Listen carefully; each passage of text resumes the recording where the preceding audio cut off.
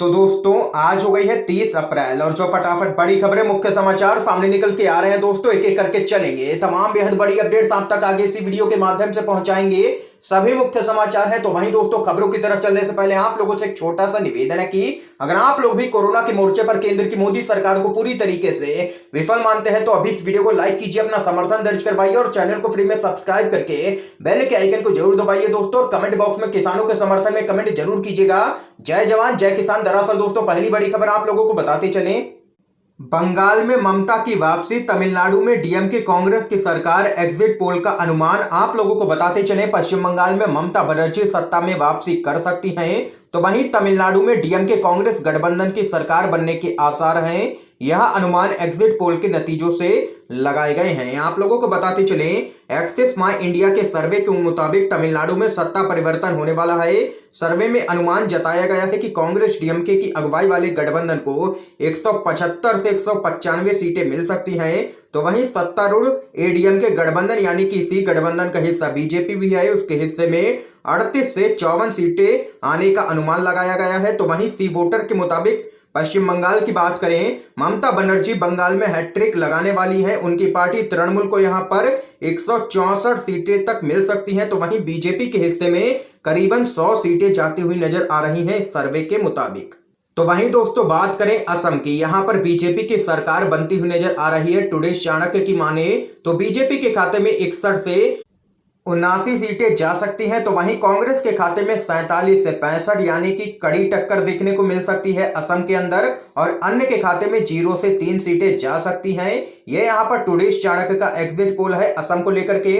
तो वहीं दोस्तों आप लोगों को बताते चले बंगाल का एग्जिट पोल भी टुडे चाणक्य के अनुसार टीएमसी के खाते में 169 से लेकर के 191 सीटें जा सकती हैं, तो वहीं बीजेपी के खाते में 97 से 119, और यहां पर लेफ्ट प्लस के खाते में 0 से 4 और अदर के खाते यानी कि अन्य के खाते में 0 से 3, यानी कि टुडे चाणक्य के एग्जिट पोल में प्रचंड बहुमत मिलता हुआ नजर आ रहा है मुख्यमंत्री ममता बनर्जी को, और हैट्रिक लगाती हुई नजर आ रही है जहां तक कि सभी एग्जिट पोल के अनुसार बंगाल के अंदर टीएमसी। एक और बड़ी खबर दोस्तों आप लोगों को बताते चले, कोरोना संकट, राजधानी में हाहाकार पर आरएसएस का सवाल, ट्वीट कर पूछा दिल्ली की भाजपा इकाई बंद हो गई है क्या। आप लोगों को दोस्तों बताते चले देश भर में कोरोना वायरस का प्रकोप उफान पर है।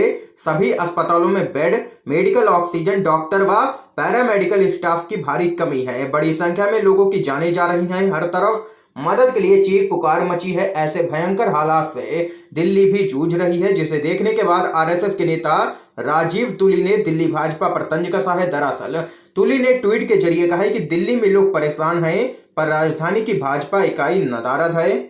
आपको बता दें कि राजीव तुली आरएसएस के नेता हैं व दिल्ली के पूर्व प्रचार प्रमुख भी हैं। वे वर्तमान में संघ दिल्ली प्रांत के कार्यकारिणी सदस्य हैं। तुली ने अपने एक ट्वीट में लिखा, दिल्ली में चारों तरफ आग लगी है। किसी दिल्ली वाले ने दिल्ली बीजेपी को कहीं देखा है क्या, या राज्य में भाजपा की यह इकाई बंद हो गई है।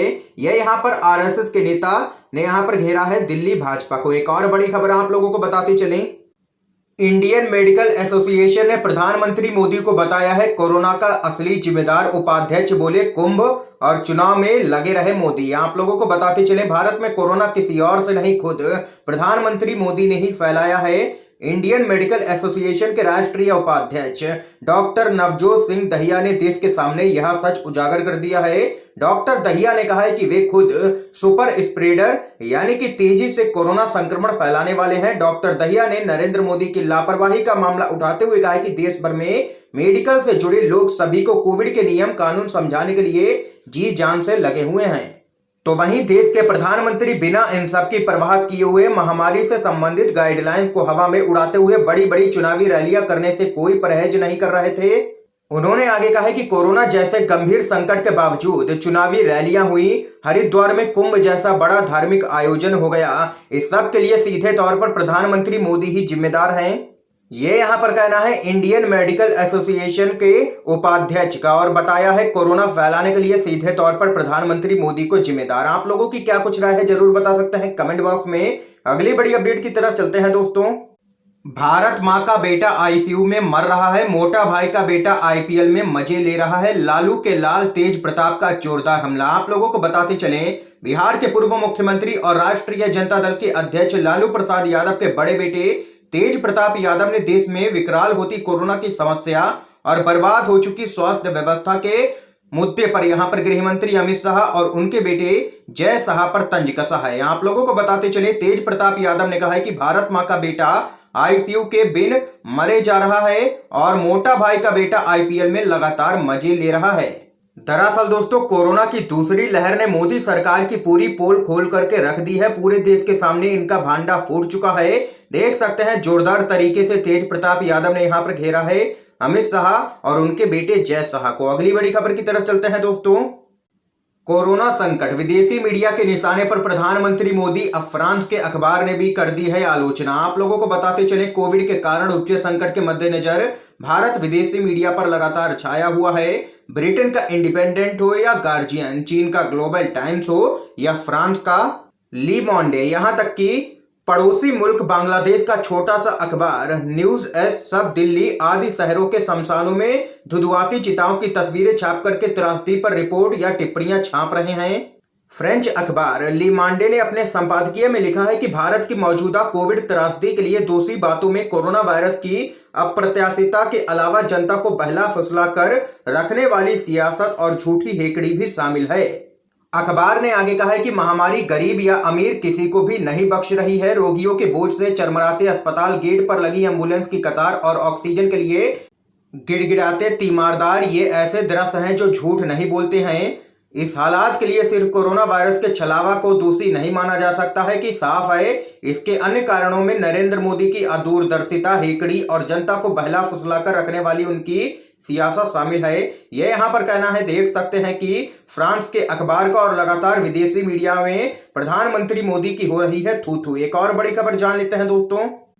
भूटान भेजेगा ऑक्सीजन लेने के लिए टैंकर तक नहीं है। पूर्व आईएएस अधिकारी बोले, विश्वगुरु कहकर के देश को भिखमंगा बना दिया है। आप लोगों को दोस्तों बताते चले, भारत में फैले कोरोना संक्रमण की दूसरी लहर में देश की स्वास्थ्य व्यवस्था पूरी तरीके से चौपट हो चुकी है। देश में ऑक्सीजन की कमी का मुद्दा सबसे चिंताजनक लगातार बना हुआ है। इसके साथ ही मोदी सरकार के बड़े बड़े दावों की भी पोल खुल चुकी है। दरअसल प्रधानमंत्री नरेंद्र मोदी के द्वारा कई मौके पे भारत की तारीफों के पुल बांधते हुए इसे विश्वगुरु बताया गया है, लेकिन आज विश्वगुरु की स्थिति यह है कि सरकार को छोटे बड़े देशों से मदद की गुहार लगानी पड़ रही है। कई देशों ने भारत में ऑक्सीजन की आपूर्ति और मेडिकल जरूरतों को पूरा करने के लिए सामान मुहैया करवाने का ऐलान किया है। तो वहीं इस पूरे मामले को लेकर के पूर्व आईएएस अधिकारी सूर्य प्रताप सिंह ने मोदी सरकार पर जोरदार हमला बोला है। उन्होंने कहा कि कितना भिखमंगा बना दिया मेरे भारत महान को। ऑक्सीजन के टैंकर तक नहीं है जिनसे ऑक्सीजन ढोई जा सके। भूटान जैसा छोटा देश भी प्रतिदिन 40 टन ऑक्सीजन यहां पर टैंकर सहित भेजेगा। वह विश्वगुरु भारत की जय हो। तो वहीं दोस्तों, इस बीच एक और बड़ी खबर आप लोगों को बताते चलें। राहुल गांधी ने वैक्सीन की कीमतों को लेकर के केंद्र सरकार पर साधा है निशाना। जी हां दोस्तों, आप लोगों को बताते चलें, कोरोना वायरस संक्रमित कांग्रेस के पूर्व अध्यक्ष राहुल गांधी फिलहाल होम क्वारंटीन में अपना समय बिता रहे हैं और यहां पर सोशल मीडिया पर काफी एक्टिव रहने वाले राहुल गांधी ने क्वारंटीन पीरियड में भी केंद्र सरकार को निशाने पर ले लिया है और जनता से जुड़े मुद्दे उठाए हैं। अपने ताजा ट्वीट में राहुल गांधी ने कोरोना वैक्सीन की कीमतों को लेकर के प्रधानमंत्री मोदी के नेतृत्व वाली केंद्र सरकार पर निशाना साधा है। उन्होंने ट्वीट में कई न्यूज़पेपर की कटिंग भी यहां पर शेयर की है। आप लोगों को बताते चले, राहुल गांधी ने अपने ट्वीट में लिखा, वैक्सीन निर्माता कंपनियों को वैक्सीन बनाने के लिए देश की जनता का पैसा दिया गया। अब भारत सरकार उन्हीं लोगों से इस वैक्सीन के लिए दुनिया में सबसे अधिक कीमत का भुगतान करने के लिए कहेगी। एक बार फिर सिस्टम फेल साबित हुआ। मोदी मित्रों के फायदे के लिए नागरिक फेल रहा। राहुल गांधी ने अपने ट्वीट के साथ कई अंग्रेजी समाचार पत्रों की कटिंग साझा की है जिसमें वैक्सीन को लेकर के लगातार सवाल उठाए गए हैं। तो वहीं दोस्तों, अगली बड़ी खबर आप लोगों को बताते चलें। लालू यादव के जेल से बाहर आने का रास्ता हुआ साफ। सीबीआई कोर्ट ने जारी कर दिया है रिलीज ऑर्डर। आप लोगों को बताते चलें, बिहार के पूर्व मुख्यमंत्री लालू प्रसाद यादव के जेल से बाहर आने का रास्ता पूरी तरीके से अब साफ हो गया है। सीबीआई कोर्ट ने लालू यादव को राहत देते हुए रिलीज ऑर्डर जारी कर दिया है। लालू यादव की तरफ से 10 लाख रुपए जुर्माना राशि कोर्ट में जमा करने के बाद अदालत ने यहां पर रिलीज ऑर्डर जारी किया है। तो वहीं इस बीच अगली बड़ी खबर जान लेते हैं। राजस्थान हाई कोर्ट ने पूछा, एक ही देश में कोरोना वैक्सीन के अनेक रेट क्यों? नोटिस जारी। आप लोगों को बताते चलें, देश भर में 1 मई को देश में 18 साल से ऊपर के लोगों के लिए वैक्सीनेशन ड्राइव शुरू हो रही है। इससे पहले आप लोगों को बताते चले, राजस्थान हाई कोर्ट ने केंद्र सरकार, सीरम इंस्टीट्यूट, भारत बायोटेक और अन्य को नोटिस जारी करके पूछा है कि पूरे देश में एक ही कोरोना वैक्सीन के अलग अलग दाम आखिर कैसे तय किए गए हैं। आप लोगों को बताते चले, हाई कोर्ट ने यह नोटिस वरिष्ठ पत्रकार मुकेश शर्मा की जनहित याचिका पर सुनवाई करते हुए जारी किया है। मामले में अदालत 12 मई को अगली सुनवाई करेगी। देख सकते हैं दोस्तों, कोरोना वैक्सीन के रेट को लेकर के दिन पर दिन विवाद बढ़ता ही जा रहा है। एक और बड़ी खबर जान लेते हैं। ऑक्सीजन संकट पर दिल्ली हाई कोर्ट ने कहा, केंद्र कैसे भी सुलझाए ये संकट, लोग मर रहे हैं। आप लोगों को बताते चले, राजधानी दिल्ली में अभी ऑक्सीजन की किल्लत खत्म नहीं हुई है।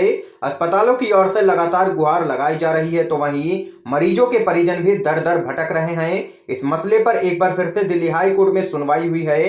अदालत ने ऑक्सीजन संकट पर केंद्र सरकार से कहा है कि उन्हें कुछ करना ही होगा, क्योंकि रोज लोग मर रहे हैं। ये संकट कैसे भी करके केंद्र सरकार सुलझाए जल्द से जल्द, ये यहाँ पर दो टूक कहना है दिल्ली हाई कोर्ट का। अगली बड़ी अपडेट आप लोगों को बताते चले। पूर्व प्रधानमंत्री मनमोहन सिंह ने कोरोना वायरस को दी मात, अस्पताल से मिली है छुट्टी। आप लोगों को दोस्तों बताते चले, देश के पूर्व प्रधानमंत्री मनमोहन सिंह ने कोरोना वायरस को मात दे दी है। 29 अप्रैल को उन्हें एम्स के ट्रामा सेंटर से छुट्टी दे दी गई है। मनमोहन सिंह को 19 अप्रैल को कोरोना पॉजिटिव होने के बाद एम्स के ट्रामा सेंटर में भर्ती करवाया गया था। ये यहाँ पर दोस्तों आज की तमाम बेहद बड़ी खबरें सामने निकल के आई हैं, जो हमने आप लोगों तक पहुंचाई हैं। इन खबरों पे आप लोगों की क्या कुछ राय है जरूर बता सकते हैं कमेंट बॉक्स में। अगर आप लोगों को ये वीडियो पसंद आया हो तो लाइक कीजिएगा, ज्यादा से ज्यादा शेयर कीजिए, ताकि आप सभी के दोस्त भी इन खबरों को जान सकें। ये वीडियो देखने के लिए दोस्तों आप सभी का बहुत बहुत धन्यवाद।